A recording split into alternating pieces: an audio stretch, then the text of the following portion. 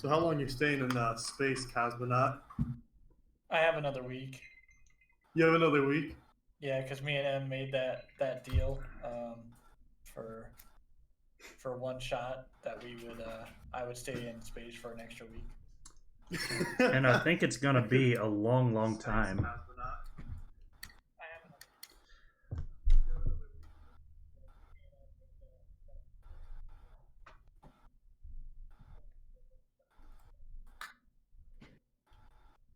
I can't remember because I know originally you're gonna stay there for a week, and it seems like it was like multiple weeks ago. But No, my no, sense it of was time just one. is It was 1 week ago because Monday would have marked the 1 week mark, but because of Saturday. ah.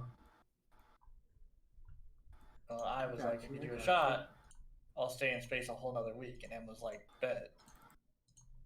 You probably just been like, "Hey, let's do a shot." I could have been, yeah. But she I was could have talking been about it. she was talking about keeping me in space, so I had to sweeten the deal, you know. If we do a Had to shot, bring it all I'll together. stay in Let's see. space. Oh, looks like we got Iona and Famicom Pony. Welcome to the stream. Hi, Bailey. Derek says hi. He says hi back. My day is made. Hey, Luana, Famicom Pony.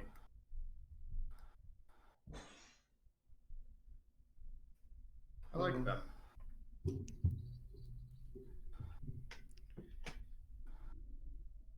I too like Famicom Pony. Good guy. Oh, Good guy. no, no. You know who else I like? Who? Michael. Ah. Thanks, Derek. You're welcome. I got you. Boo. Woo. Man, to anybody in chat, feel free to let me know if something's up with the visuals or the sound or anything. That's the most direct way for me to know. Though I would certainly hope that everything is good at this point. Right, yeah, it looks like we got a really good following to start. And Iona, thank you very much for dropping that follow. Welcome to this digital nation. And with all of that said, is it an O and not an I? No, it's Yes. an L, not an I. It's an L, not It's I. an L. Did I say O? No, you said Iana. Iana, yeah. Yeah. Oh, yeah. Okay. Yeah. I was thinking like, what is it? Like an ionic pillar Yeah, or something. I could see it. Yeah. I can see it. I have no idea why text, has trouble distinguishing I's and L's. Why anybody thought that it was a good idea to keep it like that. But that's a whole other topic. I think now it is time to start talking about Super Mario, the 3D All Stars collection. So, yeah, I guess just to start things off, what are everybody's thoughts on the collection? I know that everybody's given it a playthrough since it came out. Some more so than others, and some in different ways. So, like, I did a marathon of each game one day after the next, while Derek was playing through them one after another, or like swapping between them on stream. Yeah. So I think, in my opinion, I think the collection is an absolute failure, but easily worth the money. That is such a Derek opinion. No contradictions there. So, I think that they did some unnecessary patches. Like, the two major ones that we can talk about are the Lackey Skip and the backwards long jump that most speedrunners use. I'd say that just patching those two things and not a whole lot of anything else, kind of, like, it's one of those, like, why? Why did they do that? And only those two. If you're going to patch a few things, why not go back and patch all the things that we use versus just those two things and making it just a normal playthrough game of what you want. But instead, they just did those two major things that were highly used in the speedrunning community. Yeah. Well, to be fair, I don't think Lakitu Skip was patched. I did that like when I first played through the Oh, you game. did? But All then, right, good, I mean, good. You addressed it. the Someone brought that up the in chat. BLJ thing is like this version of 64 that's included on the collection was actually released back in 1997. Yeah, yeah, So the Shindo version, this correct? isn't like a modern change, a modern patch. Well, and with 64 as well, the camera controls are inverted. Yeah, now And that's something that That I think is a pretty bad change. that does mess us up pretty bad. Oh, I think an you know what? I was interesting actually thing to kind of talking piggy- about that while I was playing through the game. Though to me it felt like they were not inverted, but like I got used to the inversion on the N64 version. So like when I hit left on the on the right stick, the camera would go to the left, whereas I would expect it to like go to the right based on 64s that I played before. Right. Camera controls are absolutely horrendous for 64. I do agree. Yeah. Well, regardless, it's reversed, so it's harder to get used to if you've played the originals. Yes. Right, and like to kind of piggyback off of that, but to hop into Sunshine, I think Sunshine's like port job, or it's like Sunshine feels like a straight port, and they didn't fix a single thing about the game. Like I was trying to do the watermelon mission the other day, and the clipping and like teleporting on the watermelon on Gelato Beach, I believe it is, was absolutely disgusting. That it was still this bad in what should be a more fixed version of the game. This was a huge rush job by Nintendo. I'm pretty sure we now know that the game was only in development for like 6 months. So around the time we first started hearing rumors that the game even existed is when they started developing it. And I almost wonder if the expectation that there would be a 3D Mario collection came first and then they started development, because yeah, they really are just straight ports. In a sense, I'm kind of okay with that. I sort of appreciate Sunshine's inkiness. I think that's part of the charm. But I mean, they went through the effort of making it 16 by 9. So they clearly wanted to put some effort in, but they wouldn't actually go the extra mile and fix some of those issues. I don't know. I think if you rush it, like if you're just gonna straight port it, I feel like they should have added Galaxy 2 into the collection. So did Mario 64, Sunshine, Galaxy, and Galaxy 2. I feel like they wanted to, but they probably ran out of time, is what it sounds like. I mean, Galaxy is the most interesting game in the collection from a technical standpoint, because it is sort of emulation, but it also like leverages the Switch's CPU as well. Create like a weird half emulation, half natively run port. And I just have to imagine the Galaxy 2 was too much of a task after that. Half emulation, half natively run. How does that work? I didn't know about that. I think that the CPU, the Switch CPU handles some sort of graphical rendering stuff, and the other stuff is going in emulation, running in emulation. But I don't understand how it entirely works. But I know that Galaxy is the most complex of the bunch. Let's see. I think on that point, I think Galaxy is the best game in the collection. From the point of like playing it, and this is something that I know me and Michael disagree heavily on. For the for docked play, I think the docked version of Galaxy, and this is by far the best way to play the game. I was fairly impressed with the work they did with transitioning the pointer motion controls to just using the whatever makes the Joy-Cons and the Pro controller work. Like I had no snags with that, except for constantly repositioning the cursor, but that just became like second nature eventually. Well, and with it being as simple as a button, like when I first started playing it, I didn't realize that you could press the button to recenter it. I got very frustrated very quickly trying to get the cursor on the screen where I wanted it, but to be able to sit in like any position that was naturally comfortable to me with the Joy-Cons, and then just press the R bumper to just switch to where I wanted the pointer to go, became so natural and so like secondhand and comfortable for me very quickly.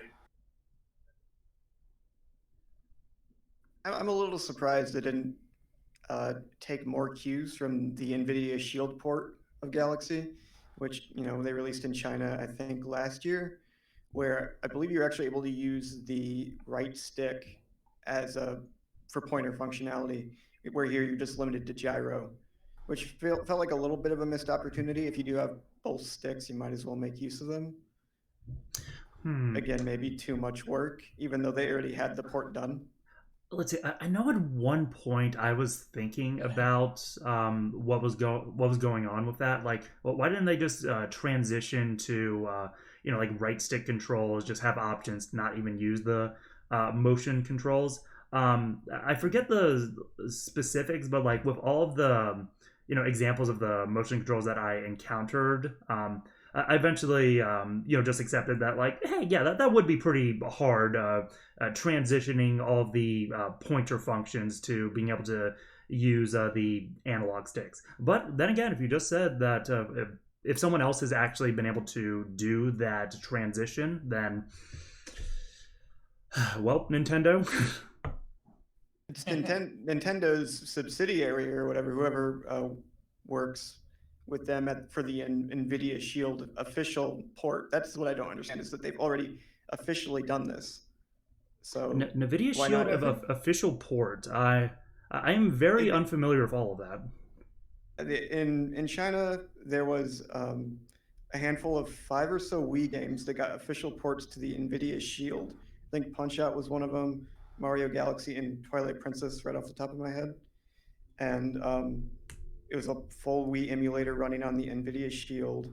It looks very similar in a lot of ways to, like, their version of Galaxy looks very similar to the one we got on Switch, but I think the Switch version runs slightly better. But it does have right controls functionality for pointer.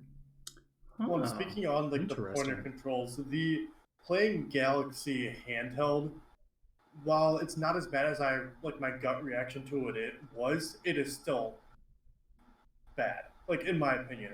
Yeah, so having to like use the touch controls to touch things and pick up star bits and stuff. Yep, like having to be able, like trying to hold the Switch the way you need to be able to play the game while touching the screen to be able to collect star bits, to be able to shoot star bits, and like anything like the pole stars and all that kind of stuff is just terrible. It reminds me a lot of, this is going to sound very strange, but it reminds me a lot of the World Ends With You port that came to Switch a year or two ago or whatever. And that's one of my favorite DS games. So when it came out on the Switch, I was very, very excited to play it. And the controls on that were absolutely atrocious.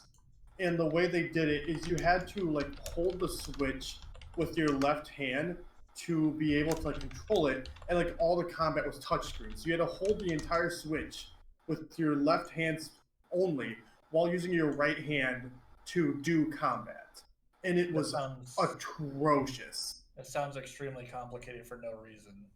It was extremely complicated for no reason, and it was painful to do. And for Galaxy, it feels very much the same way, except not as bad as, it's not as necessary, but worse in the sense to where you need to do that with your left hand, touch stuff on the screen to do that while pushing buttons on the right half. It feels like the most cumbersome and painful way to do it. That's fair. I mean, so this was just my first time playing through Galaxy, and I have to say that, I mean, it's not my favorite. It's not my favorite game of all of them. That's just my opinion. Of course, opinion is correct. Y'all might have your own opinion, but no, you're right. For me, you're correct. Getting used to the controls, getting used to kind of like what the camera angles, not really the camera angles, but the way that it looks, the way the graphics are, and the way that the graphics work with the actual gameplay was kind of weird to get used to. Whereas I'm used to things like Super Mario Sunshine and 64, where you have control over those camera angles a little bit more than you did with Galaxy. You're right. Galaxy, I think, is the weakest game in this collection easily. for all those reasons that you just stated. I haven't played Galaxy since it came out, like in I think 2007 is what you're saying, right, Derek? Yeah, I yeah, haven't played it's it. 2007. It was either 07 or 08. I hadn't really played it since then, and coming back to it was really, really painful for numerous reasons. Of course, the lack of camera control feels really awkward. Even the sphere walking, I don't really feel like was as well implemented as people say it is. There's Mario's just has a lack of movement too in comparison to Sunshine and 64, and it really now on this collection highlights how different Galaxy is from Sunshine and 64. I was gonna say that, like coming from 64 and Sunshine, where I'm used to doing the jump dive, and not having that availability in this game was a little bit rough. And on top of that, controls too. So it goes from of course they were different eras, and of course different controls that are going to go with it. But when it came to what is it, the trigger controls, they knew it was going to be on the Switch, so they had the opportunity to change all the trigger controls to be kind of the same, and they did for 64 and for Sunshine to an extent, but they didn't for Galaxy. They took it from right stick to left stick, so now you have to get used to that. On top of that, of course, like I said, my favorite move, the jump dive. See, this is going to sound very strange. In my opinion, I think, and I'm talking exclusively the collection itself. I'm not talking like 3D Mario as a whole, but exclusively the collection. I think the docked version of Galaxy is my favorite game on the collection, and I think the handheld version of Galaxy is my least favorite. And that seems like a very strange distinction to make, but I feel like the control scheme between the two of them is so drastically different. You know, like I was saying with the touch controls and just a lot of the improvements it felt like they made to the game for docked version were completely stripped away for the handheld version and made worse. It almost feels like two different versions of the same game, if that makes sense. And I think the handheld version is so drastically worse, it deserves that distinction between the two of them. If that makes sense. So, Derek, I am on board with you for liking Galaxy the most. Like, well, I suppose objectively, based on my subjective response, I played 64 100% on Friday when it came out, Sunshine the next day, and then Galaxy on Sunday after all of that. Hours into 64 and Sunshine, I was just having a miserable experience. But I don't think that's like part of the collection itself. That's due to some inherent problems with the games, which we can which we can certainly cover later. To me, Galaxy did not suffer from those like mechanical issues. So yes, while it does have more limited control options, like the lack of a dive, I think the level structure and what it asks you to do is much more reasonable and enjoyable. So the moment that absolutely broke me in Sunshine was Pianta Village and the Corona Mountain Boat. Yep. At those points, I'm like, oh my god, this game is asking me to do things it was not built to do. And like, I don't want to suffer through this anymore. Like, my opinion might have been different if I wasn't like marathoning it, but like that reaction was still there. But like with the 6 hours I played through Galaxy, I did not have that issue. Plus, I was also really admiring how much the graphical quality increased just due to the strong art direction of the original. Like I would have I would even say I would have trouble distinguishing it from like a Wii U game. And then like how they transition all the motion and pointer controls, I had no issues getting adapted to. So like if other people do, that's that's completely fair. Just I personally didn't have that. So it was a much smoother experience, even if it didn't have like all the movement affordances of 64 and Galaxy. I think the moment that made me want to give up on Galaxy, it came on like the first level of the game. There's this moment that where early. I think you kill a piranha plant or something by smacking it with like a rubber That's the plant first, thing. like the first final boss. Yeah.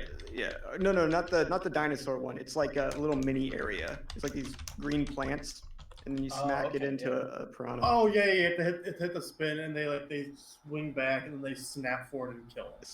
Right. Yes. And a little cutscene plays after you beat it, and I'm holding forward to go and go to the next area or whatever. I think a vine appears, and I was going to go on the vine, and because of how Galaxy is set up, I'm holding forward out of the cutscene, and he walks straight back off of the level and dies.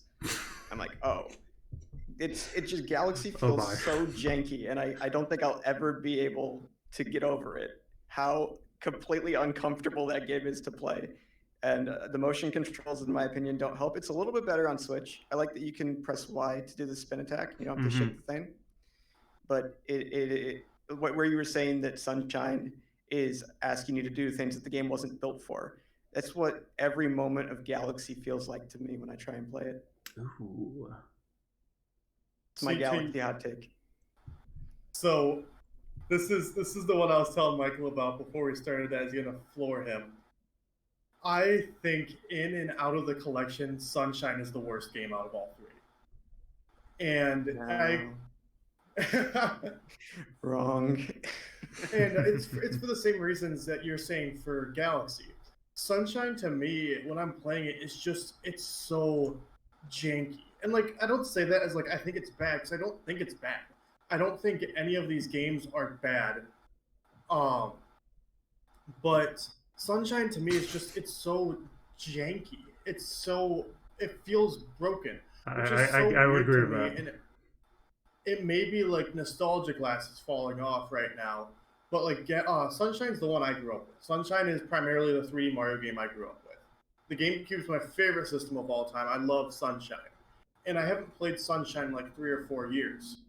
And recently, I have been getting into speedrunning Mario 64, so I'm getting to know that game very, very well.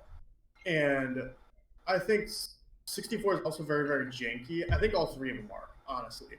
But I think 64 is also very, very janky, but I'm very much used to its jank at this point due to speedrunning it and learning how to abuse that jank versus going into Sunshine, and I mentioned it with the watermelon mission, and like I felt it as well very heavily doing the Sandbird mission, where it just feels janky. And there's a lot of moments where like I've been in Sunshine and I'll be doing something and Mario will get like stuck on an edge, and like I don't die or anything, but like he'll just vibrate in place for like a few seconds before snapping into the middle of the platform. And it feels like there's a lot of moments like that in Sunshine from what I've been playing.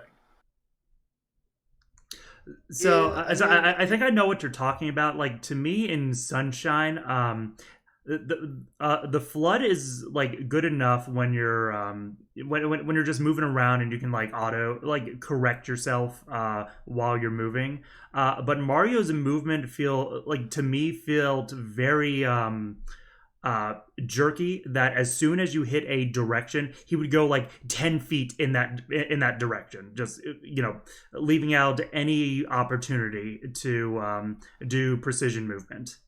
And hey, if other people don't have that problem, that's fine. Like how I wasn't having those certain problems when playing through Galaxy. But like Galaxy and Sunshine to me feel very distinct in playing them.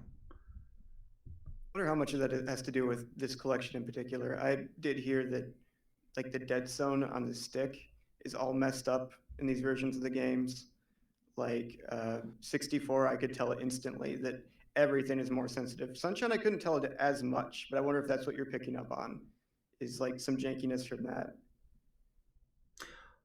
Well, it does make me interested to go back and does make me very interested to go back and play Sunshine on a GameCube version of the game. Kami got me so sidetracked. Yeah, I'm over here like, what is happening over here? I'm very confused too. Gaming. It does make me very. There we go. All is forgiven. We have a corgi in chat. love you, Kami. Uh, it does make me very curious to go back and play Sunshine with on a GameCube. A completely different experience. No, and I think I agree entirely, and I think it's absolutely unacceptable. That's one of the there's a few things in the collection I think are absolutely unacceptable. I think not being able to play Sunshine with a GameCube controller is absolutely unacceptable. Or that you can, but it's treated as a pro controller, if I heard right. Yeah. Yeah. So But, therefore, yeah, you lose a not- lot of the nuance with So- with the triggers. One thing that should have been added is the ability to change the controls for a pro controller if you had one. Because I went in, I looked, you can't change the controls at all. They just tell you what the new controls are, and well, that's it. So you I know can't that invert they didn't cameras even like you can update in like Bumblebee. the button images like they did in 64. Right. And you can't invert cameras if you want to, which would put it back to like what it used to be and a little bit easier for us to play. Things like that. But it's those little things that would have helped us out. That would have helped us out as like longtime fans. They released it, yeah, to get the younger generation back interested in their original 3D games, but also for us who played them as kids to come back and actually like relive our childhood, if you will. And by wonder- adding in unnecessary changes, things like that, I think it took away from what this could have been. I wonder if their intention really is to introduce new people to it, though, because you have it's obviously a rush job. Even if like I like the collection overall, I think, but even still, it's clearly a rush job, and then they're taking it off the market in a couple of months anyway. Like, what is actually their intention with this collection? Is it to make a cheap buck and then run? That's kind of what it feels like, to be honest. I don't know if they have any I sort of agree. I agree. I agree 100%. And that's part of the. To me, that's part of where, like, when I first mentioned, I think this collection is absolutely awful, but 100% worth the money. I think the collection itself is terrible. I think a lot of how they did this collection, a lot of how a lot of things work, I think it's absolutely terrible. But the thing is that's kind of disappointing, and this is on Nintendo as a whole, is due to how much they kind of like restrict access to these games and just how good these games are in general. The ability to be able to play them on the Switch, especially handheld, like even with a lot of these minor complaints comfortably, it's easily worth the money, despite how scummy of a business practice it feels like. Like these games are worth the $60. Yeah, But it like feels ultimately, a whole bunch absolutely of disgusting how people. Nintendo has handled it. Yeah, a whole bunch of people didn't care that it was $60. They're like, yeah, I just want to play these games again. You know, it's kind of hard to play 64 and Sunshine and Galaxy legitimately sometimes. Like, Sunshine's especially weird Sunshine. because- Like, that was only ever released on the GameCube. Yep. Yeah, and hey, Yeah, if someone enjoys I it didn't- and I that they never find really- like I value said, for their money in this it, is that's my first perfectly time playing fine. Galaxy, so I didn't really know a whole lot about it.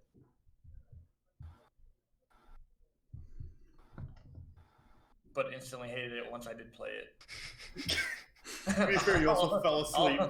I'll say it. Hey, but I did come back and play it like the next day too, on stream. True. And I was like, as I played through it, I just, I don't.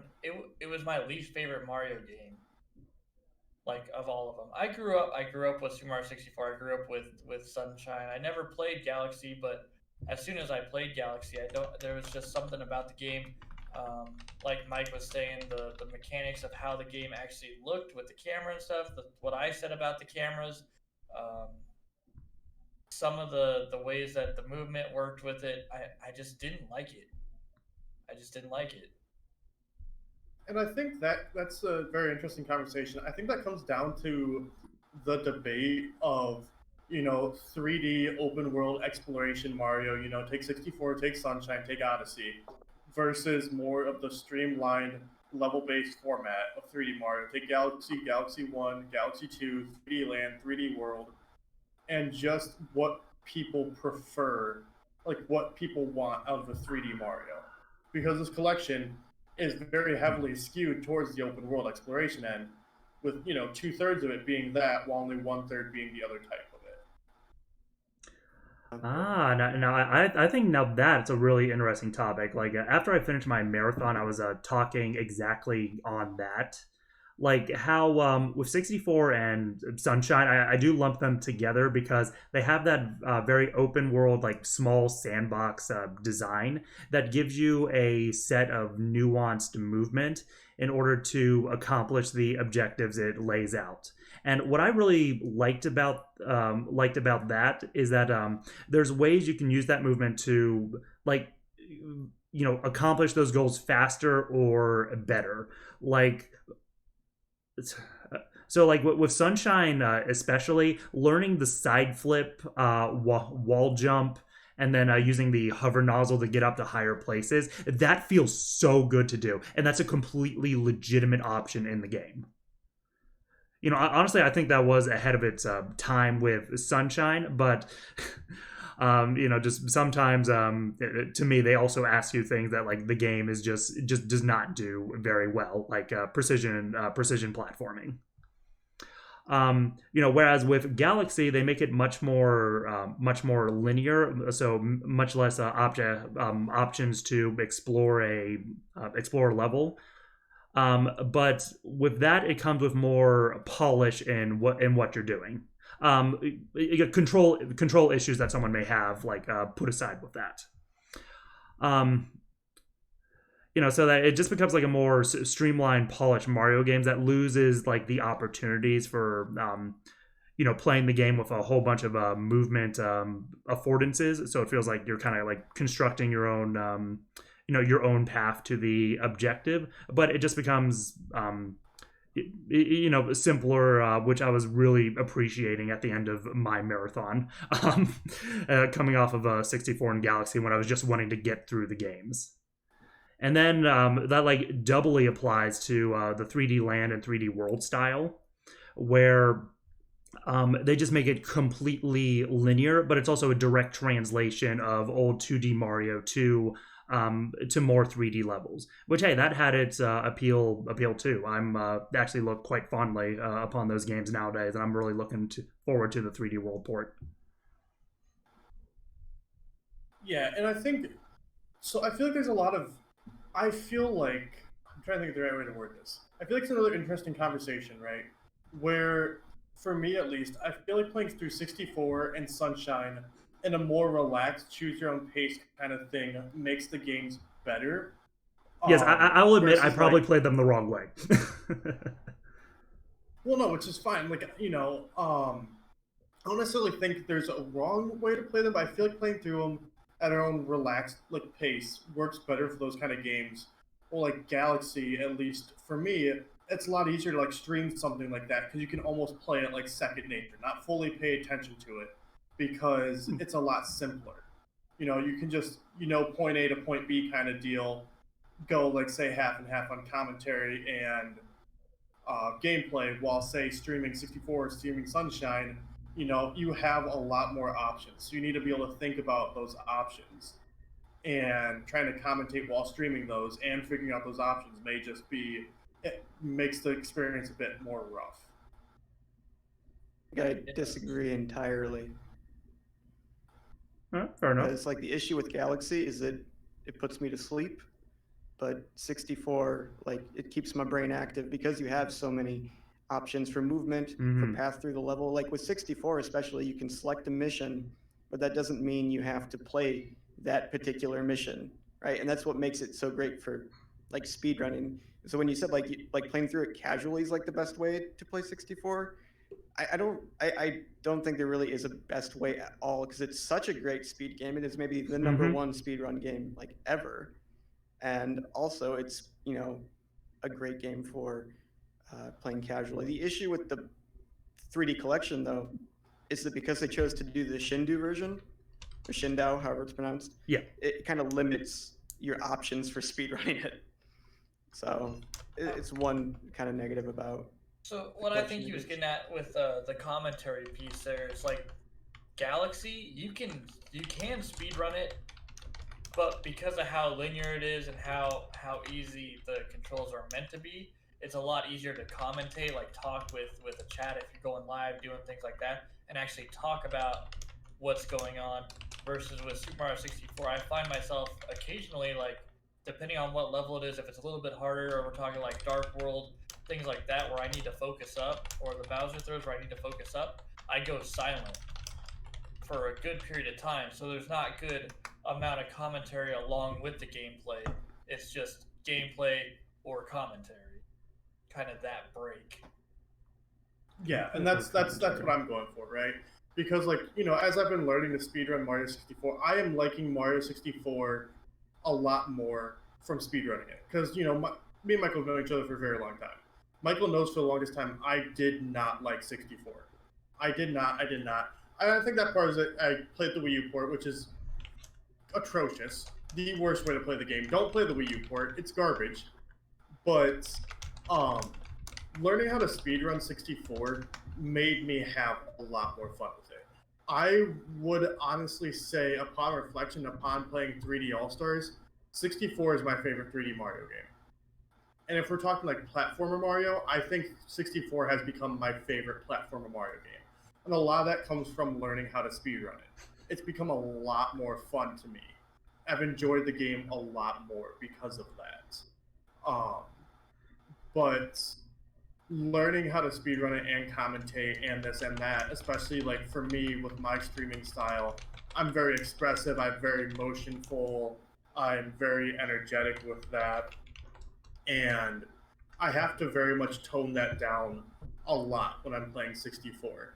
Versus like Galaxy, it's very easy for me to do that and be motionful and energetic and this and that because I don't need to pay as much attention to the game. So the game is less demanding of your brain? Yes. That sounds like a bad thing. That sounds like a reason Galaxy sucks. That sounds like a downfall to video games. Well, to me, it's a let's see, it's a deeper experience with 64 and Sunshine, where with like each repeat playthrough, you can get better and faster, and like the better you get at the game, the more rewarding it feels. Like that's why you know, with Derek and I, now that you know, we're kind of doing a Mario 64 speed running, that yeah, it's feeling a lot better to play right now. There's a whole bunch of options due to the movement system they spent the time designing in the first place. But for Galaxy, like it didn't have like the first playthrough hiccups that 64 and Sunshine did. Like even for 64, since I was doing a 70-star route, I didn't bother to like you know, do all of the stars. I could pick and choose and avoid the ones that I didn't like. And yeah, there's a good reason for that, because stuff like the 100 coin stars or trying to navigate TikTok clock is just an atrocious experience for me. You know, sure, I'd get better with that with repeat playthroughs and understand the game more. But there's also like the option for playing something like you know, Galaxy every now and then, where there's not that learning curve or the need to do you know, the need to do multiple playthroughs to, you know, to like pick up on all the depth and therefore like all the opportunities that the game presents. So yeah, like sure, the Galaxy could be a shallower experience, but to me that just makes it a more polished experience. I think Galaxy, it's kind of what you want out of a game. I think, like you said,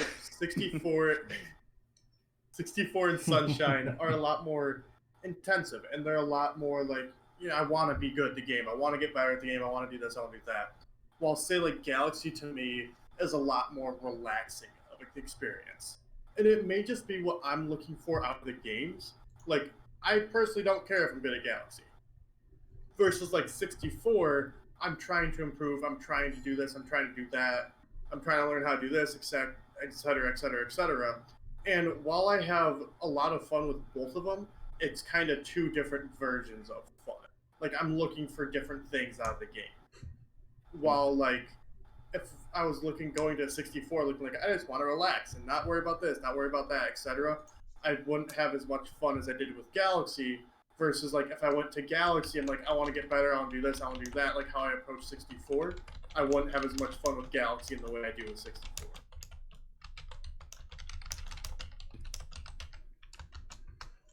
If that makes any sense. I hope it does. Understand you, Derek. Don't you worry. See, this is. I like Michael. Don't get jealous, Chris. I like Michael. Oh, whoa. Whoa.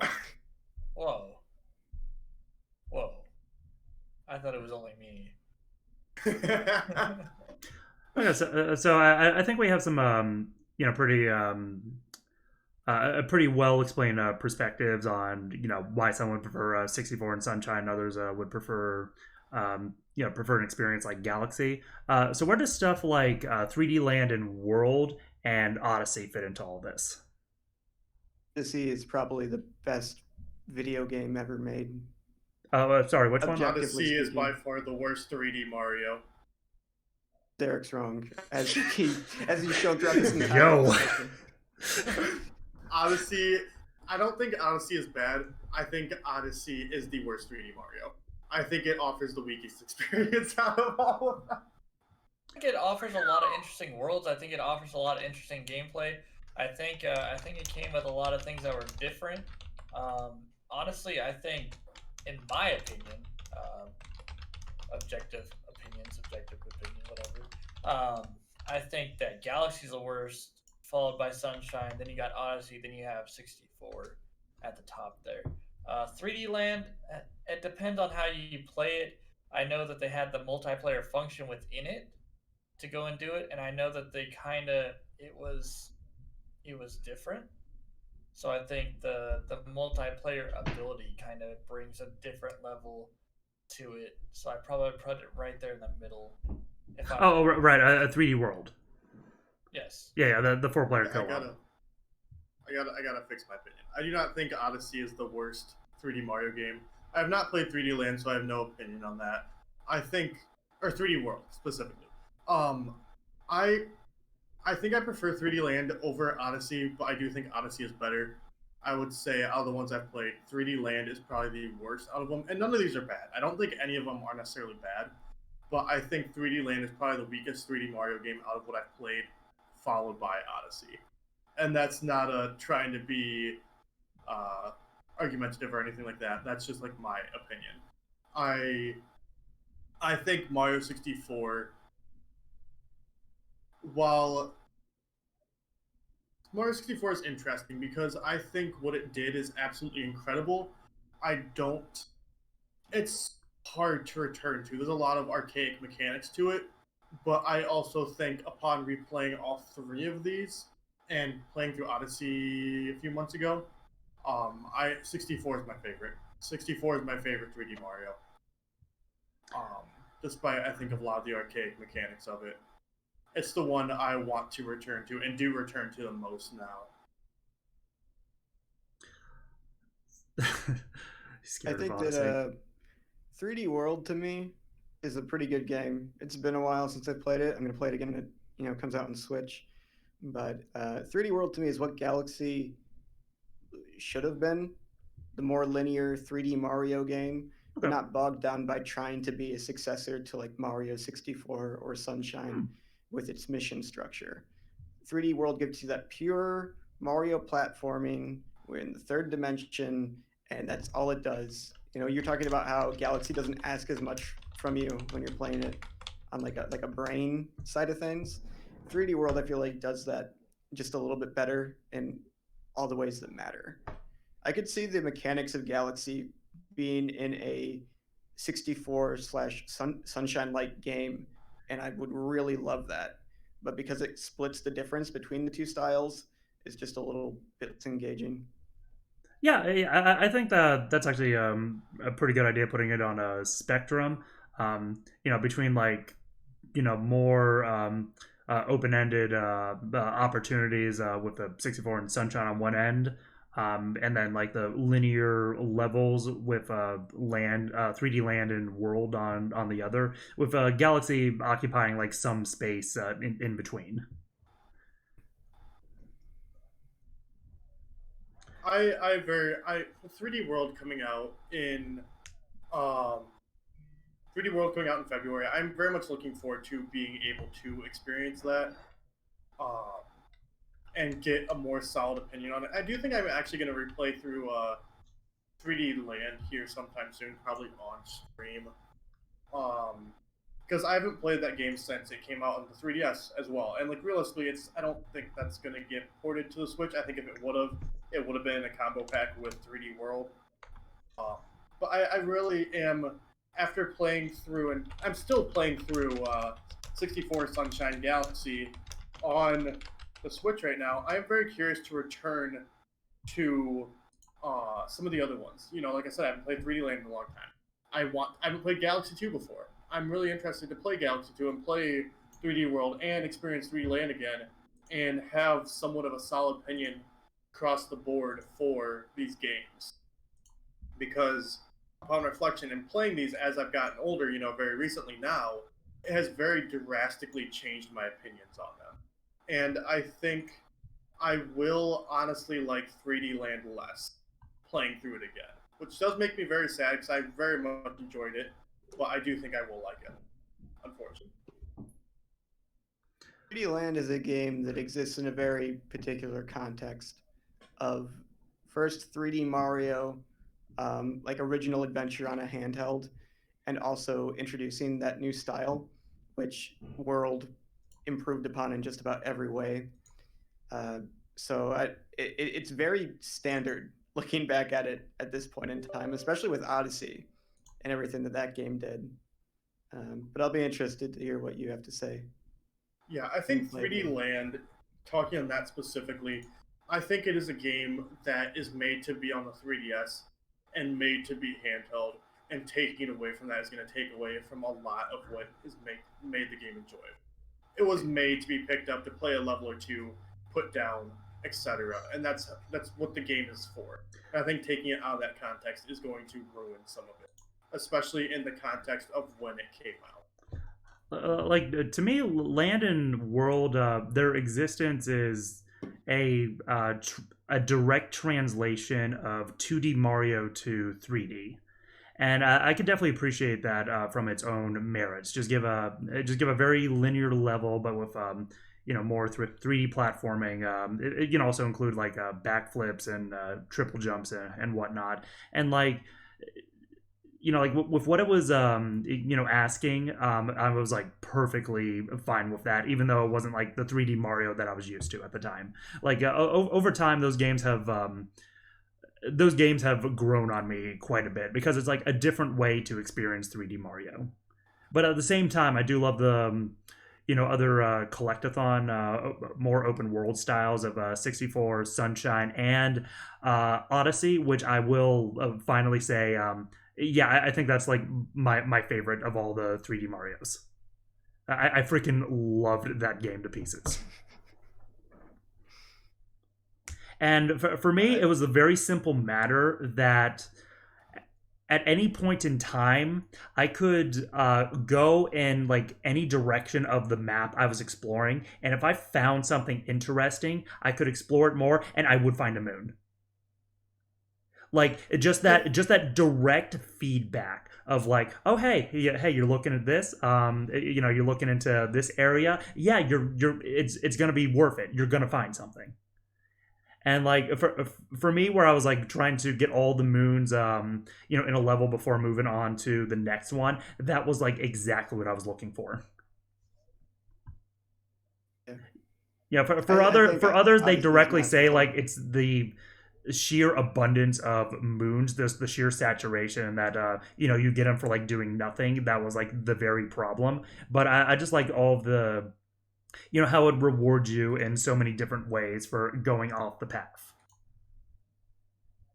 I think upon reflection, and thinking about it very specifically right now, I think some of the issue that I drew from Odyssey, because thinking about it, I think I do enjoy the 3D collectathon type. I will do those push-ups at the end, Derek.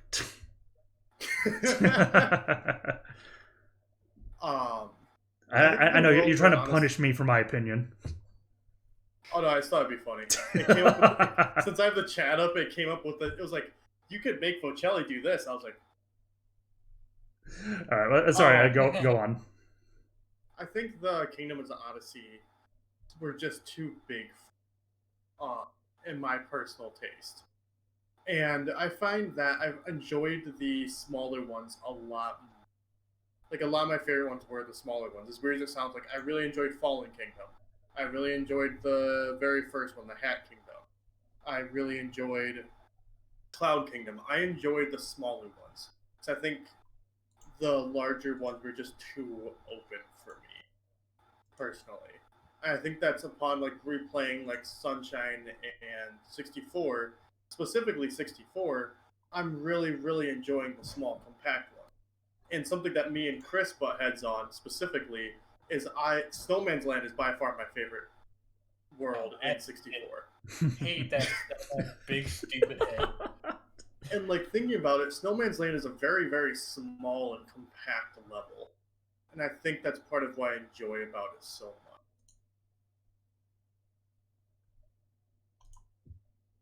That was the end of my thought. It's a good thought, Derek. Thank you. I appreciate my thought as well. I disagree in the sense of like, well, like, I mean, this is really a very subjective sort of thing. But what I do like about Odyssey is that I think there's a great variety to the sizes of stages.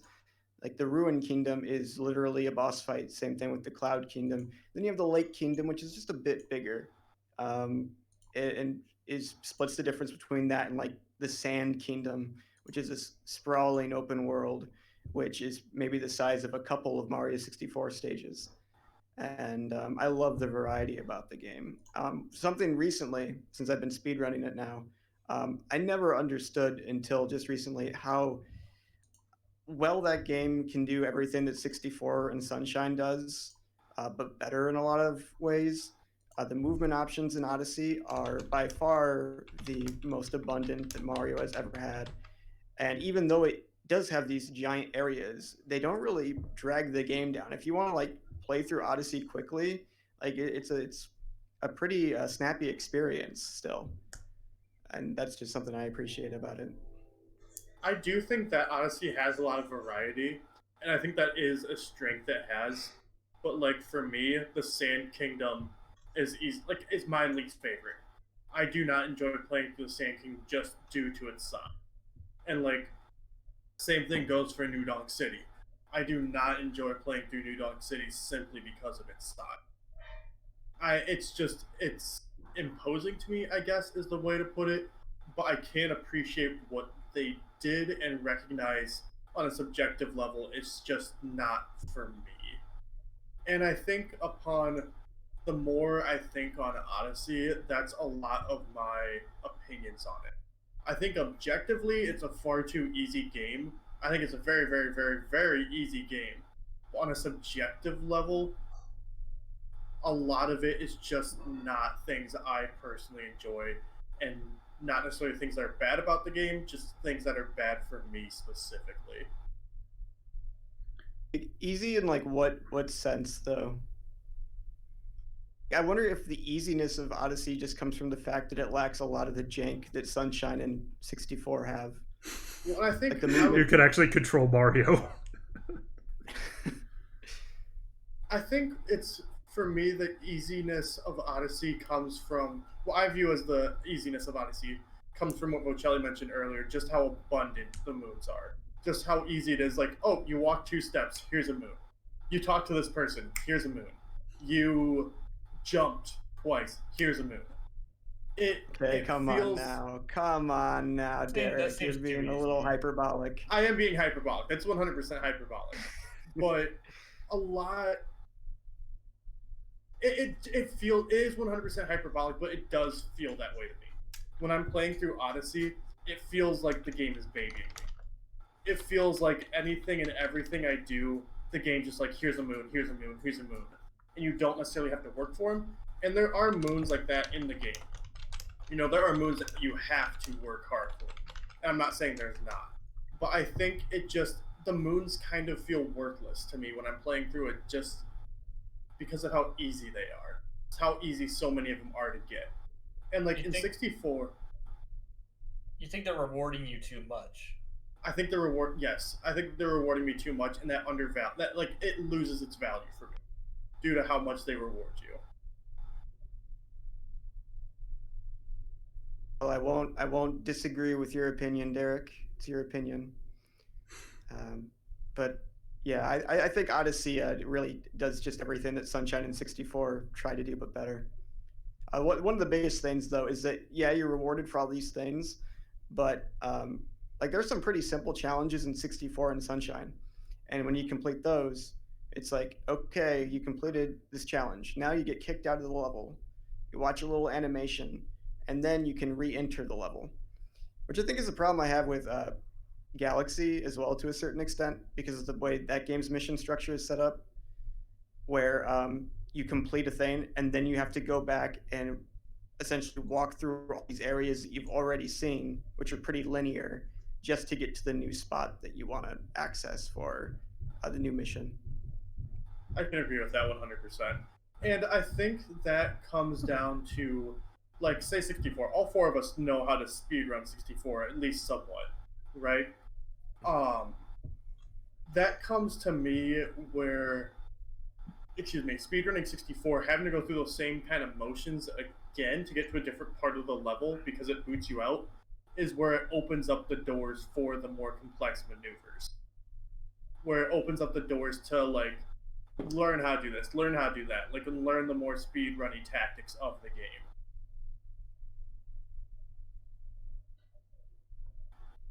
game. Maybe. Yeah, maybe. I was like, maybe.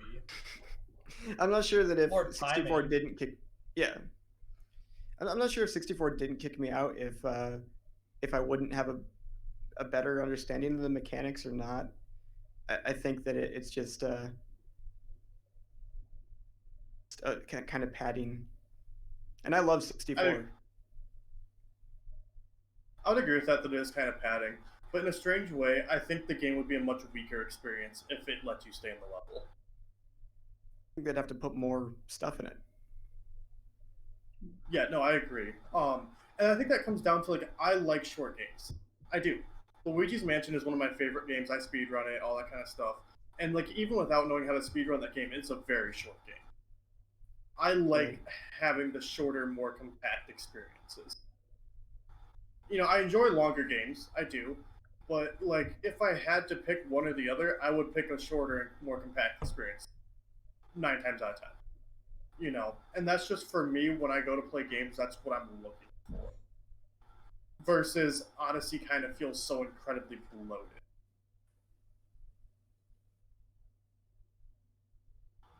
And I think that's purely a subjective thing, right? For people who want to get I would much rather get my hours and hours and hours of experience out of a game, having a compact experience and playing it over and over and over again, versus trudging through it. Or trudging might be the wrong word for it, but like going through so many more motions that don't. I'd rather have a 3-hour 10 out of 10 game than a 50-hour 7 out of 10 game. If that makes sense. Fair. Okay. Well, that was like my ultimate takeaway after I finished playing through all the games in the collection. I was just thinking on it, and I'm like, you know what? All of these Mario games, are strong and like weak in different ways, and with even more years and more games after Galaxy, the last game on the collection, like there's even more 3D Mario games that can appeal to like anything that someone is looking for out of a Mario experience. So like more in-depth mechanics and replayability. Hey, you got a 64 and Sunshine, and to an extent Odyssey. If you want more linear experiences, you got the Galaxy games and 3D Land and 3D World. Hey, if you just want like a direct linear translation of old 2D Mario, yeah, that's 3D Land and 3D World for you. or if you just wanted to go like completely crazy and want to explore completely explore a level and always find stuff, then you got Odyssey. And yeah, I think that's pretty cool. Pretty cool to think about in and of itself. That people, like, no matter what their preferences, can get some sort of positive experience out of playing a Mario game. They just have to find the right one. I'd agree with that. I don't, and like that. That's kind of what I mentioned earlier. I don't think, including the collection, excluding the handheld version of Galaxy, but in the collection and just in 3D Mario as a whole, I don't think there's a bad game. I think they're all good games. It just comes down to what you're personally looking for. Galaxy 1 and Galaxy 2, 3D Land, 3D World are the most similar ones. And, 64 and Sunshine are very similar as well. Like, those two pairs, Galaxy and the World Lands, are very, very similar game. But besides that, all the games are so drastically different and offer such a drastically different opinion or different ways to play. I don't think any of them are bad. It's just what someone wants out of a 3D Mario game or a game in general. But Galaxy's the worst.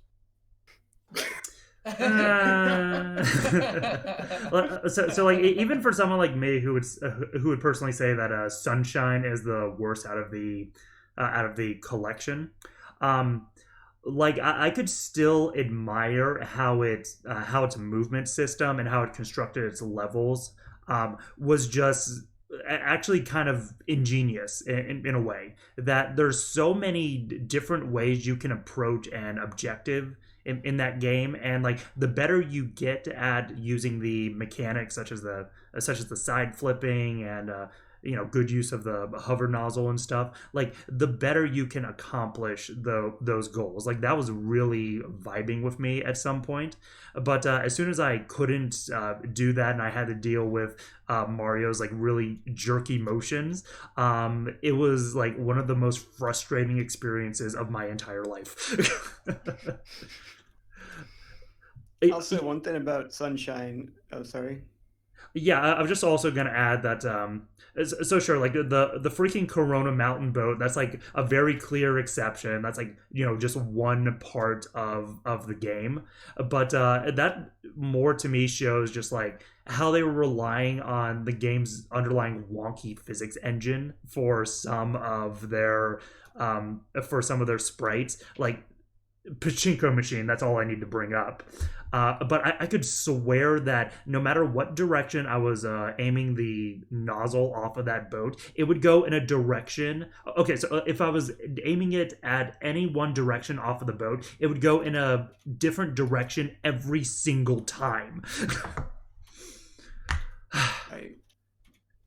There's just a couple more like inconsistent experiences like that was just like, while I could really appreciate the game, it just pissed me off to no end.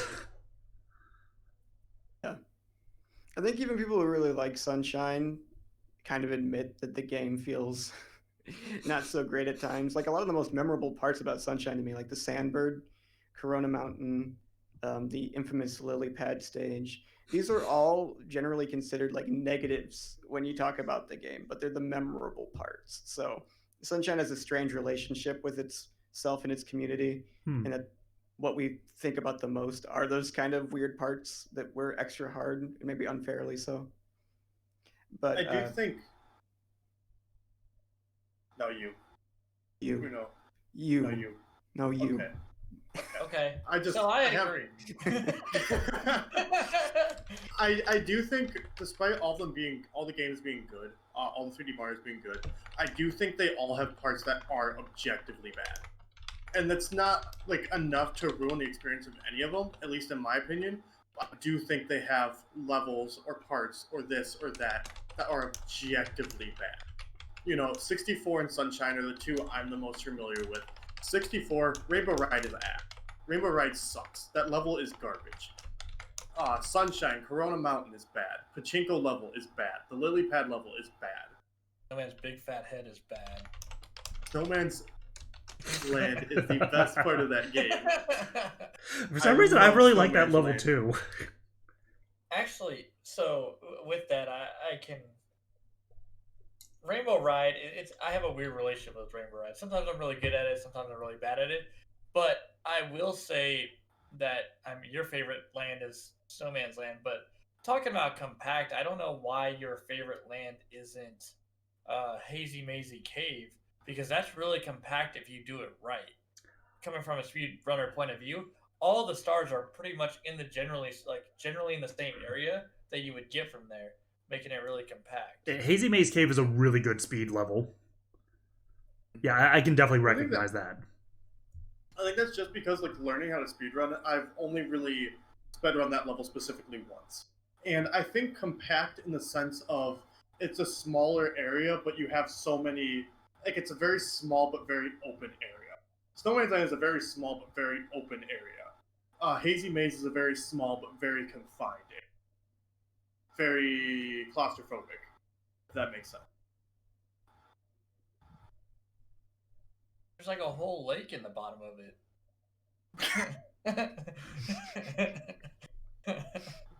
No, I get what you're saying. It seems very very confined, but everything is very compact. So versus the Snowman's Land, where everything is very close to each other, but it feels like you have open reign to do whatever you want. Yes, yeah. I can see that, but still, I hate Snowman's big fat head. I love your big fat head. I mean, your big sexy head. Ooh. I'm about it. All right. Anyway, back to Mario. I hate his big fat head. Sort of want to comment on Sunshine briefly as far as this port goes in particular. So Sunshine, when I first played it, day one on the Switch, I absolutely despised it. I thought this port was terrible. Being able to play in handheld mode has kind of turned me around on this, but I still feel like they really botched just about everything on a control front. They inverted Flood's controls, which is super unnatural, even more unnatural than 64's camera issues are Flood's controls if you've played a lot of Sunshine in the past.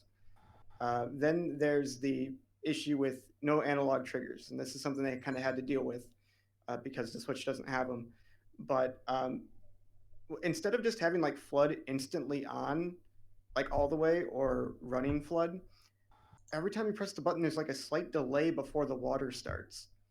And it is so aggravating. It makes the game feel so much more of a chore to play when you have this like delay on Flood that's not there originally.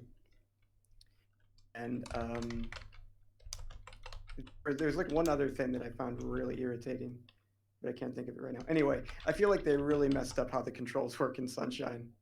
I think the other thing you found really irritating is the watermelon level. That the watermelon just clips on shit and teleports around the level. Oh no, that was me. I don't play the watermelon level. Yeah, that's for the best. Oh gosh. For the best. Yeah. It's that's to me playing through Sunshine. It's absolutely atrocious that they didn't fix that. It is this is my first time playing the watermelon level ever. It's disgusting. It's so bad. It's disgustingly bad. It is busted. It's broken. It does not. Don't play the watermelon level. At least it made for really good clips because I got the watermelon like right on the ocean's edge. It was just sitting there. I was like, oh, okay, cool, I can get it this time. And then as soon as I got to it, into the water exploded. That's unfortunate. It's really funny in hindsight, so I'm good with it.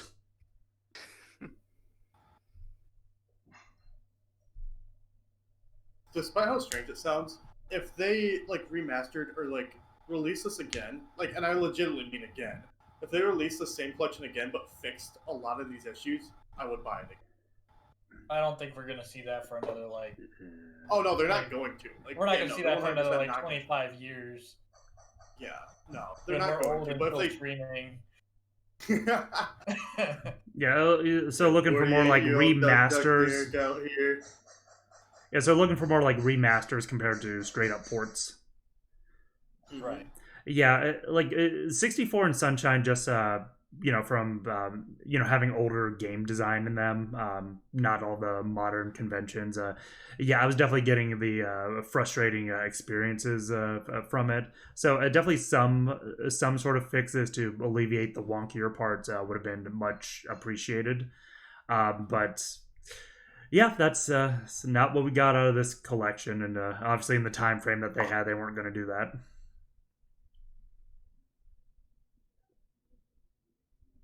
Shame. It's a shame that this is as rushed as it is. It didn't need to be. Yeah, Um, because you did it, mention like how or someone mentioned how like this could have been a good like first experience to older Mario games for people who never played them before.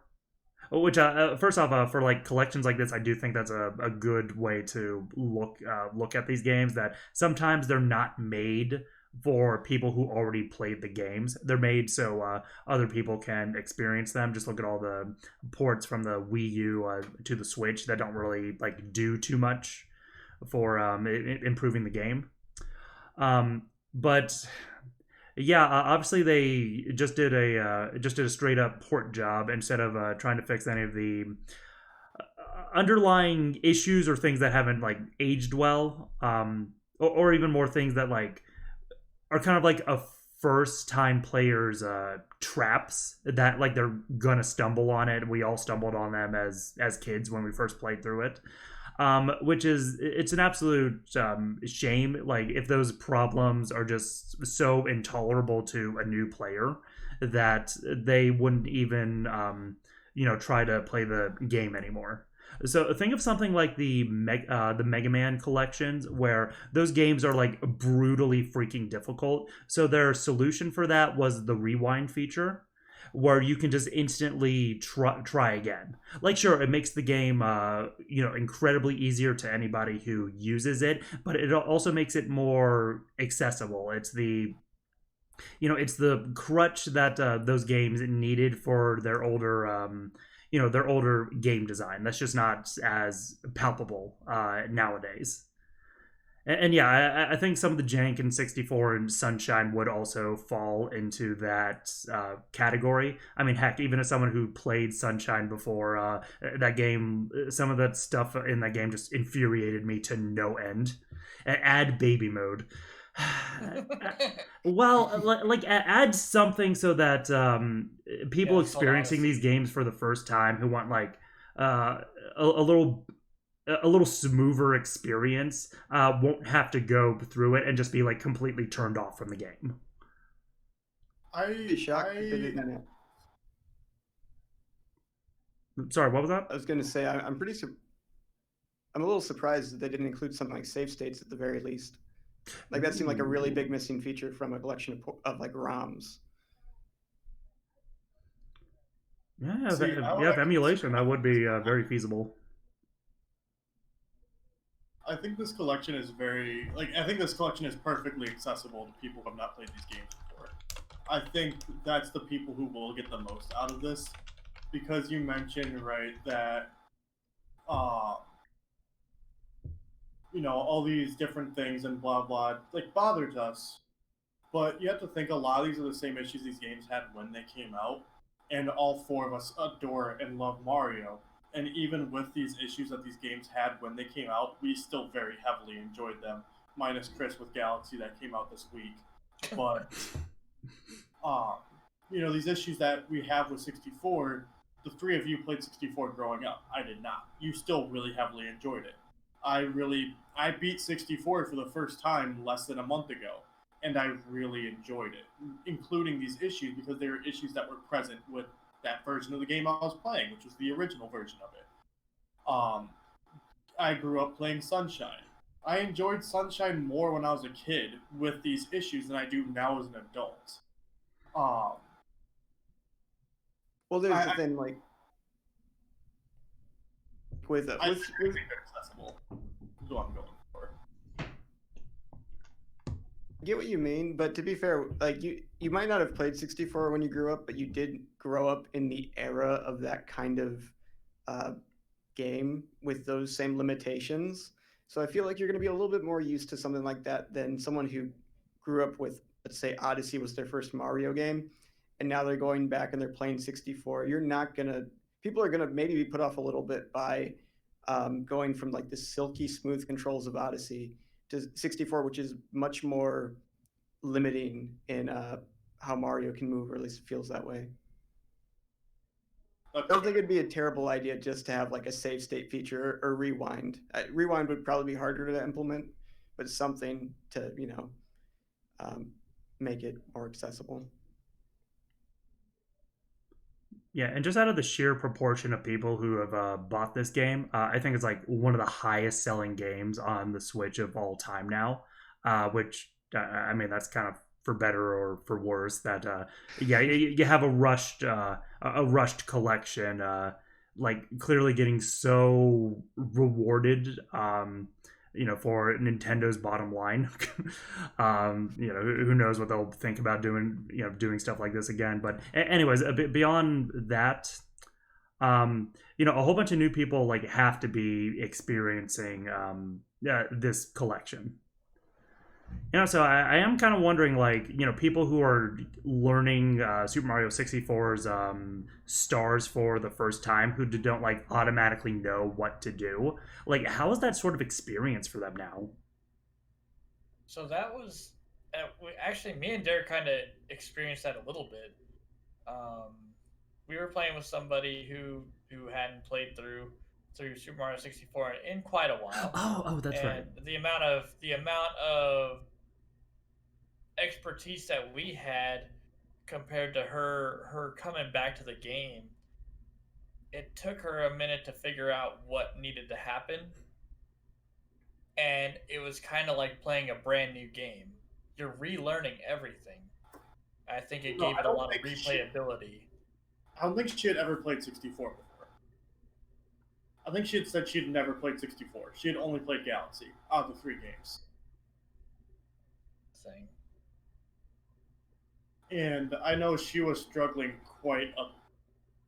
And that does go to Michael and Bocelli's point of she was used to like the more streamlined approach of Galaxy, and realistically the much easier experience of Galaxy compared to the originals, and she was struggling quite heavily and having a very poor experience because of that. Wasn't she also the one saying that like she loved the game as well? And that's okay.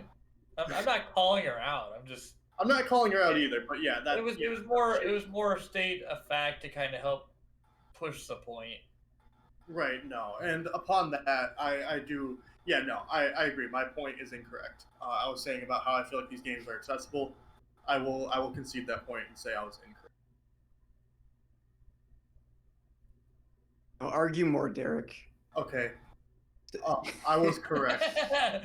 Games are the most accessible things, and anyone who can't be good at them immediately just sucks. Damn. Very good. Yeah, good, Scrubs. Yeah. Clearly your fault and not the game's jankiness. Get better. For some games, no matter how many times I play them, like I will never get good. Like heck, even after playing Mario 64 like several times in a row, learning to speed run it, yeah, I still struggled super hard on some of the stars. Some of them are just kind of obscure. Like, there's not a ton of them, but I think we mentioned before we went live the Snowman's body one, where you have to roll his body down the hill, and at first when you're doing that star, it feels like it just isn't working for no reason until you learn, you have to actually be in front of it and then stand kind of at a sort of specific spot next to where his head is, and then it works. Well, even with you and Bocelli, like we're taught, like I was struggling with it. Even with you and Bocelli telling me exactly what to do, I still can't get it. Like, I'm still confused on what to do. You give very clear instructions on how to do it. I'm still struggling. Like, I'm really struggling with it. Yeah, we hate Snowman Lands. No, we're talking about cool. Yeah, we're talking about Snowmans too. I just want to make my opinion on Snowmans extremely clear, okay? Snowman's Land is the best level in the game. Yeah, and for me, like any 100 coin star, when I would just like suddenly die or like kind of lock myself out of completing it because I missed some coins somewhere and that I went to a sub area and I couldn't get back out. Yeah, that was just a complete kick to the groin every time that happened. Doing 100 coin in Lethal Lava Land, it's pure torture.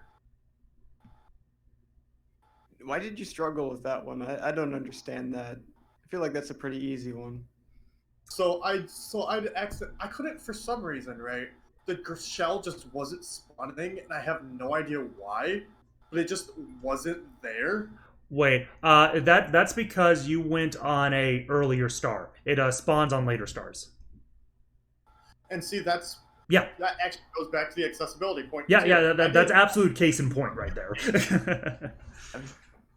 And I didn't know that. I didn't understand that. I just knew it wasn't spawning for some reason. So I did 100 coins on that level without the green shell because I didn't know what I was doing wrong. I didn't know that I needed to go to a later level to have it appear. And let me tell you, it was absolute torture. I had to use the wing cap to fly under the bridge to get coins. I had to use the wing cap to fly around to get specific coins and skate above the level of the lava because of the small amount of coins that's in there. And then I would go into the volcano and I'd be 2 coins short, so I'd have to restart again, or I'd accidentally clip my toe would touch the lava, and I just get stuck in a dying state where I just kept on. It was frustrating. It was so frustrating. Just simply because I didn't know why the green shell wasn't spawning, and for some reason I didn't look it up because I didn't want to. Well, I mean that's not even a thing that someone would know how to look up. Besides saying why isn't the green shell in Lethal Lava Land? Yeah, it's not something that you would even think to look up. It's just one of those small differences and quirks of the game that people who've already experienced it. And have knowledge of it, they won't have a problem with it, which then opens up the game even more. But to someone who's doesn't know that can act as a obstacle for the goals they're trying to achieve.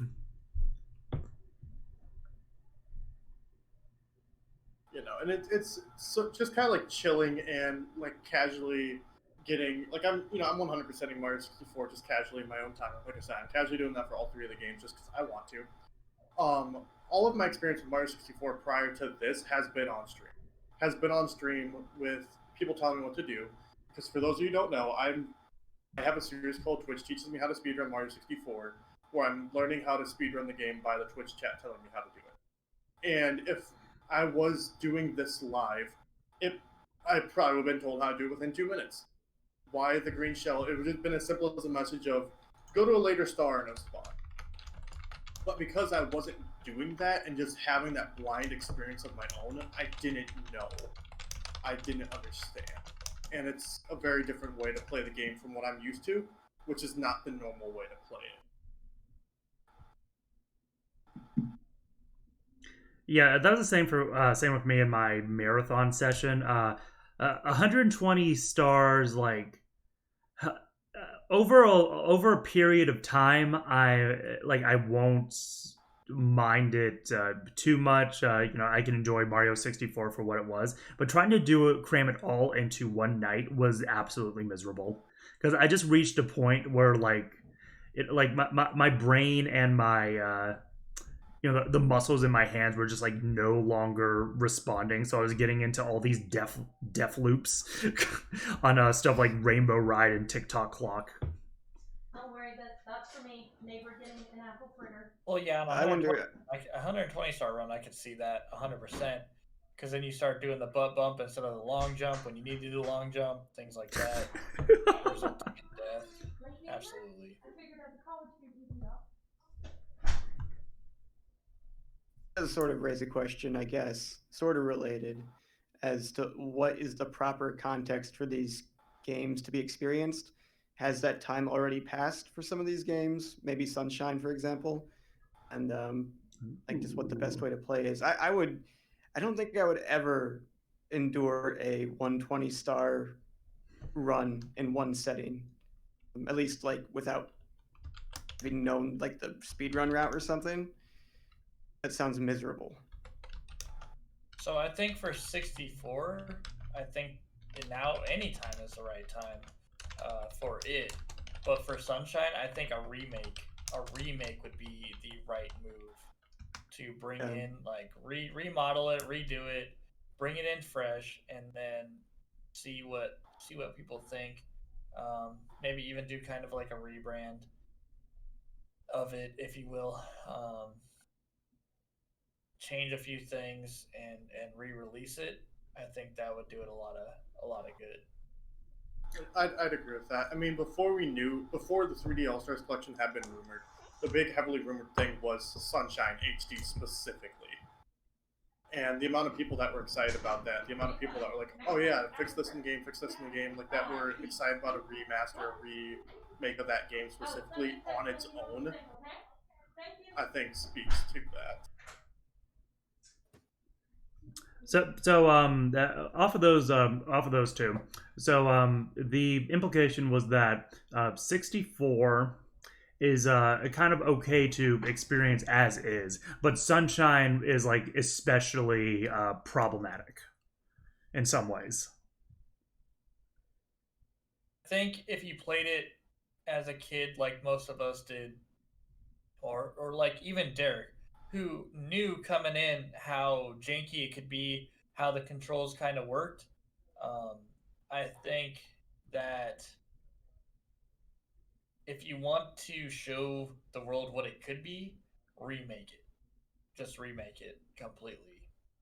Versus giving us the same old game that we all had that isn't, as some said, it was the worst game in the collection, right? I think that if they had just remade it, redid it, I think that would have done a lot of good for the game itself. Yeah, I was picking that up. That with the control differences, that it doesn't use the GameCube with all the advantages, a GameCube controller with all of those advantages. That yeah, it's it wasn't like a complete port of it. So you have like less options since you're using different controls, and all the problems of the original release still remained in it. Like, yeah, what I was talking about with Sunshine, I would absolutely agree with that as well. But I was also seeing like the sheer potential in it, because like even more than Mario 64, just the sheer variety and like opportunities the game presented you with to accomplish the goal of getting shine sprites was freaking incredible. Like again, like after I learned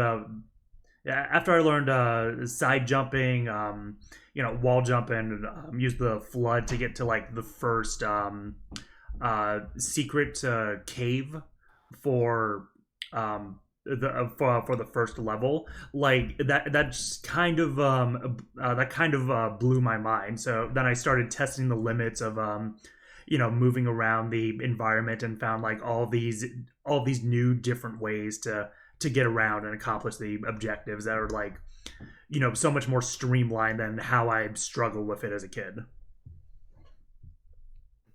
That's a fair assessment. Yeah, I think overall, I guess my biggest like takeaway from this collection was you get three of the arguably best games of all time, but I don't think, except for maybe Galaxy, that these are the best ways to play these games, and that's kind of disappointing. Okay. It would have been nice if we got the best way to play 64, or the best way to play Sunshine, and the best way to play Galaxy, because I don't know, we might all have access to those old versions, but it just would have been nice to not have to get out the N64 to play 64 the way I want to. And one way they could have dealt with that is offering version differences. I'm a little surprised they didn't do that, where it's the Shindao version, you're stuck with it, and that's the version you get. there's just a few little tweaks they could have done here and there with how this collection was set up, and it would have made it the best way. But here it's just kind of supplemental. Yeah, no, it doesn't. It doesn't Yeah. feel. It feels like this is something that everyone's gonna really like for a few months, and for people who don't have the ways to play the older versions of these games, this is how they're gonna play it. But for us, excluding possibly Galaxy, I don't think I will touch this version of the games ever again. Yeah. When I want to play Sunshine, I'll go back. I'll hook up my GameCube. I'll play it. When I want to play 64, 64. Like I said, Galaxy, I'll probably stick with this version, to be honest. But besides that, besides the hype of these games, I don't think they're going to have much value for anyone who has any access to these games otherwise. And I agree with that. Actually, that's exactly how I think of it too. Like, yeah, I like playing Galaxy on this collection. 64 and Sunshine, yeah, I'd probably do it on the originals. Yeah, 100%. I could, being someone who does actually have the originals, like my original consoles are still hanging around the apartment. Yeah, no, honestly, I don't even know if I'd play Galaxy. Like, there's a chance that this could have just been a waste of $60, and I'm okay with that because it was actually the fact that we could play them all at one time in one place. The convenience was great, but the playability, the controls, the lack of ability to change controls, a lot of the things that just were not fixed, it just wasn't. That's what made it kind of not worth it. But I didn't know what it was going to be about before we got there. And Famicom actually does bring up a very solid point. All three of these games are playable on Wii. 64, not anymore if you didn't pick it up when the Wii shop was still active. But all three of these games are playable on Wii. 64 is available digitally. 64 and 64DS were available digitally. Sunshine, you can pop in a GameCube disc. Galaxy 1, Galaxy 2, you can just pop in the disc. Yep. Backwards compatibility is nice. It is, yes. That's a very solid point.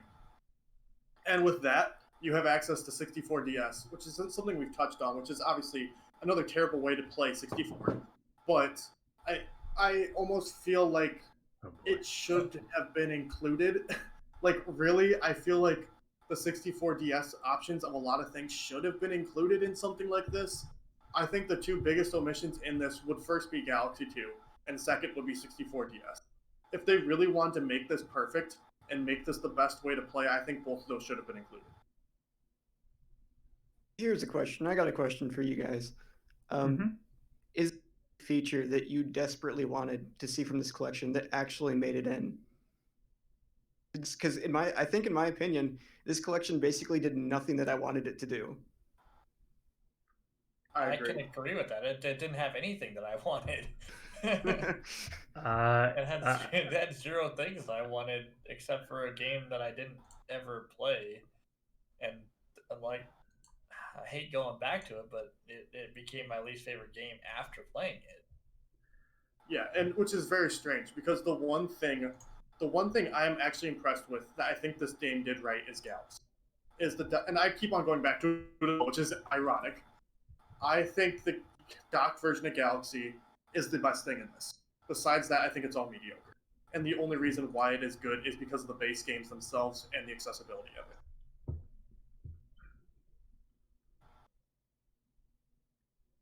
well, I mean, also the fact that they are the original games. It may impact accessibility. Like, I have my own struggles. I was wondering how that's going to impact like completely new players to these games, but I don't have the voices for that, so I'm not gonna like say that. Oh yeah, the newer gamers, who've been spoon fed by all the games, just can't appreciate any of this. And something that's crazy to think about, I want to touch back on 64DS and Galaxy 2. I feel like they're both very large omissions from this. Imagine if both those had been included. On the Switch, you can play 64, 64DS, Sunshine, Galaxy 1, Galaxy 2, 3D World, and Odyssey. You would have every 3D Mario game on the system except for 3D Mario. Which is, I mean, 3D World is just like the clear better version of that. Family brought up another good point too. It did come with something that I did like. I'll give it that. The no lag in dire docks for Super Mario 64, or on any other port or any other way that you would play this, there is a little bit of lag, and it kind of prevents your experience of the game. So the fact that there was no lag there, it was just a real smooth transition. I think that was a good thing that they did that I didn't expect. It's nice. Oh, that's interesting. All right. So since we were going to open this Pandora's box, Galaxy 2 should have been put on the collection or not. Yes. Yes. Oh. I don't think that's a Pandora's box. I think that's open and shut. Galaxy 2 should have been on it. I don't know. I was encountering some people on Twitter who'd just be like, "Oh, just be grateful for what you got. Galaxy 2 wasn't even good anyways." Well, no, I'm great. So I'm grateful Galaxy for what 2 we 's got. good. But if you're gonna give us Galaxy 2 as well. It kind of might as well be a bundle. I'm not grateful for what we got. This collection is awful, excluding Galaxy 1. The only reason why it is good is because of accessibility. Or to some, it's I'm very awful because of I'm Galaxy very 1. happy with it, but the way they handled this was terrible. And we haven't even touched on the exclusivity thing. That's disgusting. It's absolutely disgusting.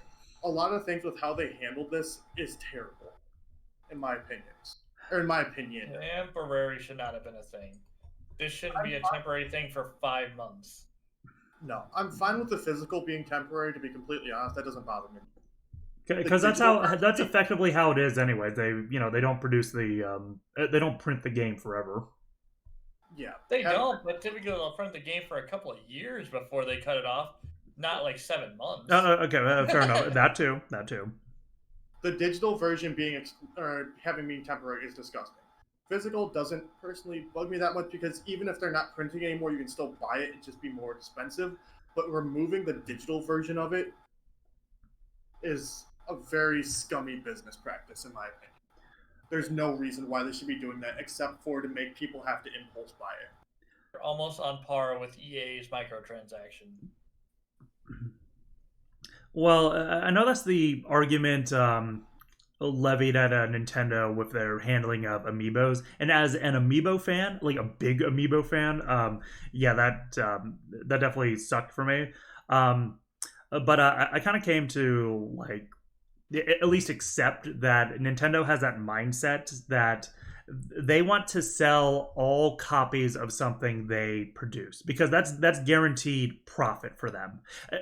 Now that doesn't actually apply to this case, but that is one thing to at least consider, that they do view their business like that they want to sell through things. But yes, having a limited release digital only version does break that. Because there's no actual cost for maintaining the availability of the game after that case. So I know that other people have speculated that it's because they plan to do something with these games after that point, such as releasing them individually for purchase, or bringing out like a N64 collection, just like the NES and SNES digital play apps on the Switch that they put a Mario 64 on. But like ultimately, we don't freaking know. Whether they have other plans for these games, or they're trying to artificially increase demand because they were worried that the game wouldn't sell well. Either the demand for this was high, or that tactic very much worked, and Nintendo's going to be looking at doing that again. I think this is like the third highest selling game on the Switch now. Or they're trying to do like a Disney Vault strategy where they only bring out these games from time to time. Be terrible. I don't know. Being a Nintendo fan is always frustrating. I think it sold so well because of the pre-orders, if that makes sense.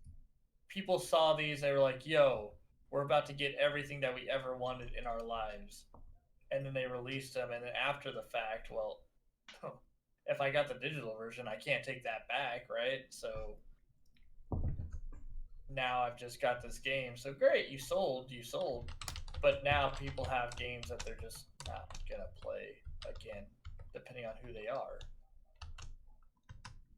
They bought it for hopefully the fixes, maybe an updated version of the old games that they used to play, and it's not what they got.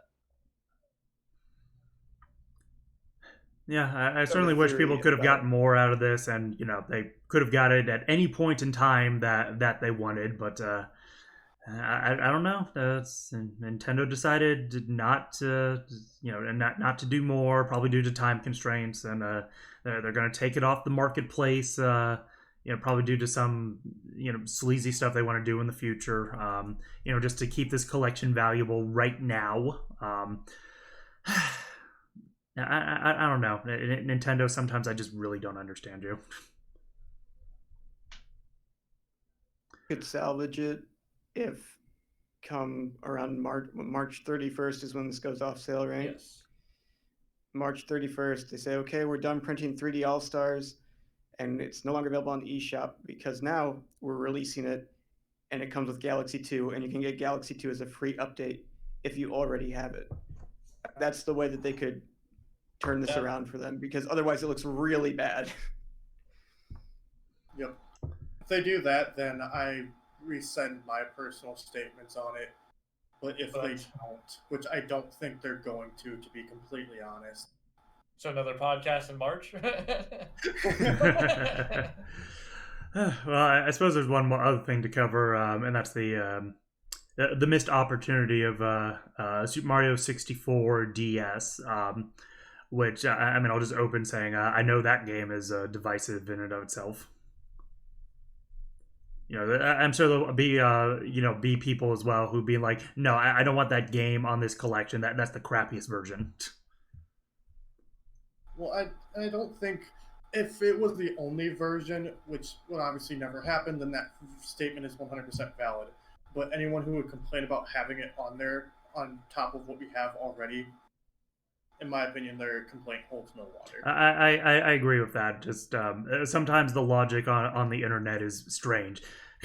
being like, hey, yeah, it would have been cool if Galaxy 2 was on it. No, it wouldn't. That game sucks. Yeah, but like you could just not play it then, but other people could play it. No, no. If I don't like it, nobody can play it.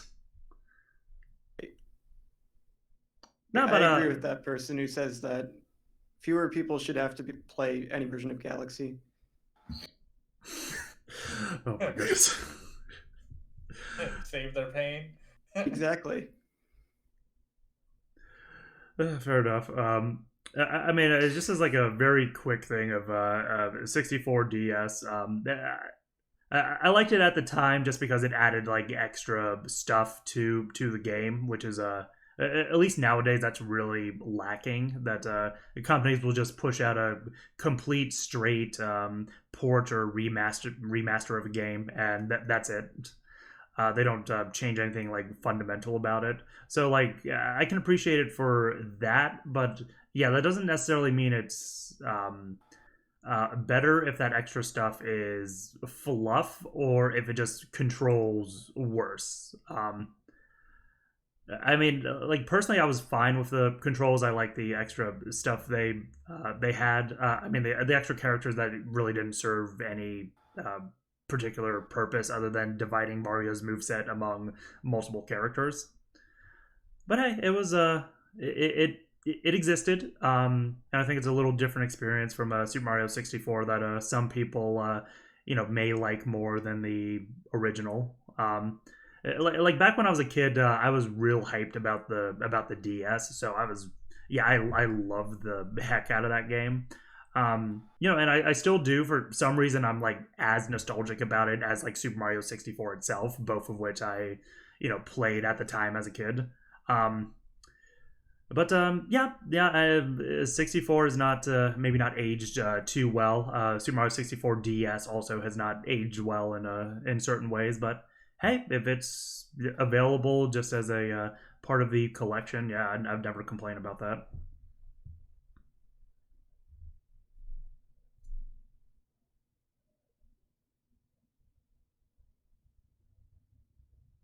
By that silence, did I cover everything?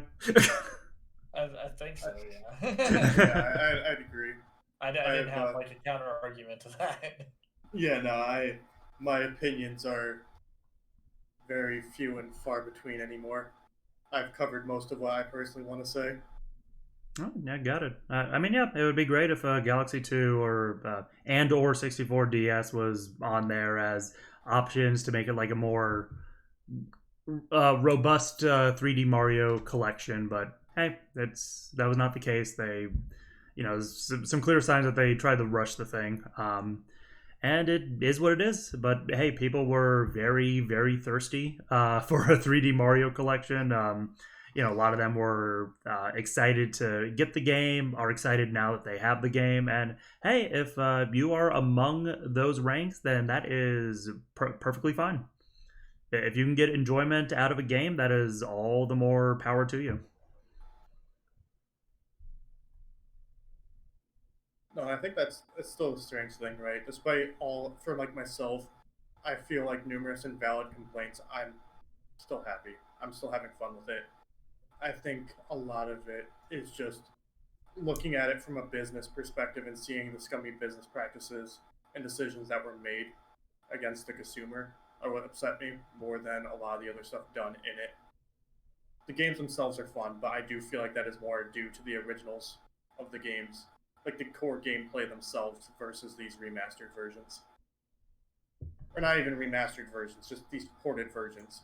Again, excluding Galaxy, which I think this is the best version, this best way to play Galaxy, except for, not playing it if you're Michael or Chris. yes, it's a very divisive takes on that, but I would at least hope as well that like there's different 3D Marios out there for everybody, and while the 3D collection doesn't cover all of them, and in fact it only covers like the two types, the small sandbox collection style of a 64 and Sunshine, and then the linear levels, or not levels but worlds of Galaxy. Like there's different things for different sorts of people to like. When I was marathoning through this, some of the more frustrating parts of having a more open-ended game was getting to me with 64 and Sunshine, whereas just wanting to complete a game, Galaxy was like meeting every single desire I had like perfectly at the time. If I was playing through them more slowly, I probably would have looked at it differently. But yeah, beyond that, you can get more of Galaxy with Galaxy 2, have much more linear levels with the 3D land and 3D world. And with Odyssey, it takes the open sandboxes to like discover stuff to like an extreme, for better and for worse.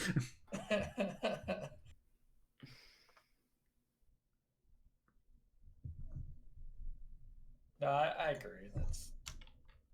No. Yes. Agree. All right. Well, with that, I think we about tapped out of content for this discussion, at least for the moment. Let's see. I just went ahead and posted everybody's links to their Twitch and YouTube channels in the chat, so definitely make sure to check them out. I want to thank again Duck Duck Derek, Campfire Chris, and Mike the Gamer Guy for joining me today. Definitely please make sure to check them out at some point. Yo, thanks for having us.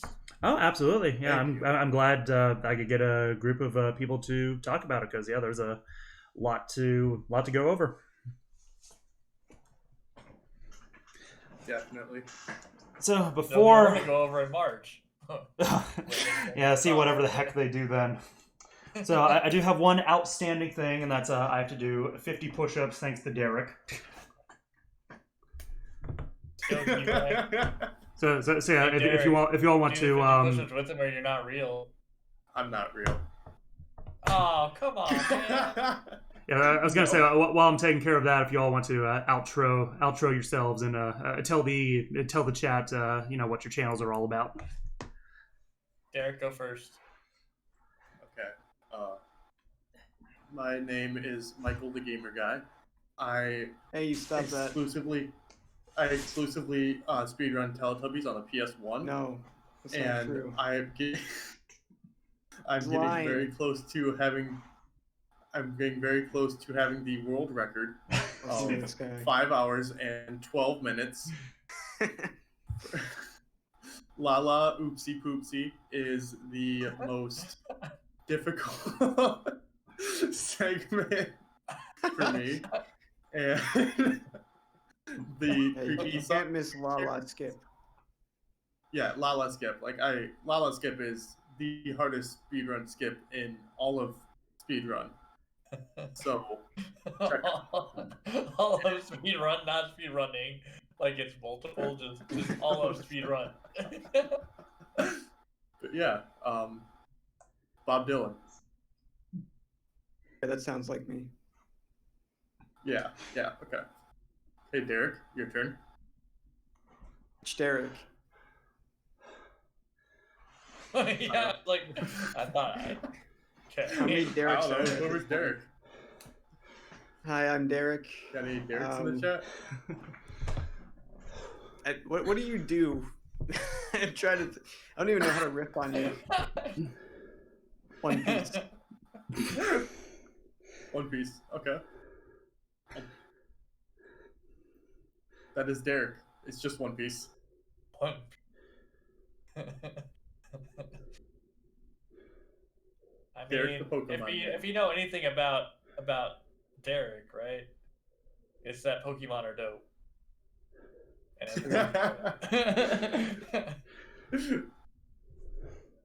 And it is me, Campfire Chris. I'm sexy. I have a smile, and I look good.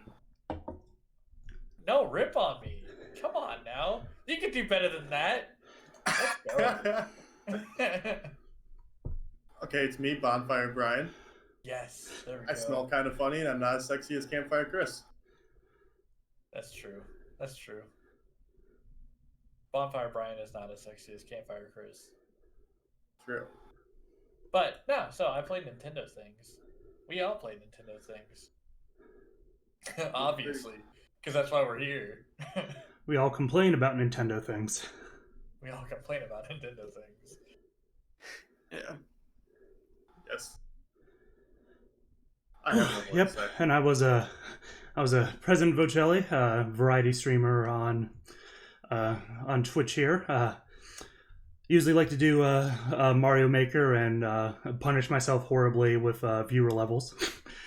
But yeah, I'll also go through Pokemon Nuzlocke and other playthroughs of like whatever I'm thinking of. Recently I picked up Super Mario 64 speedrunning. Only have a sub 2 hour time, so still a lot of room for improvement, but not bad for like not having a dedicated route. I like how his was just an actual description of his channel and the rest of ours was just nonsense. I open the floor to describe y'all's channels, but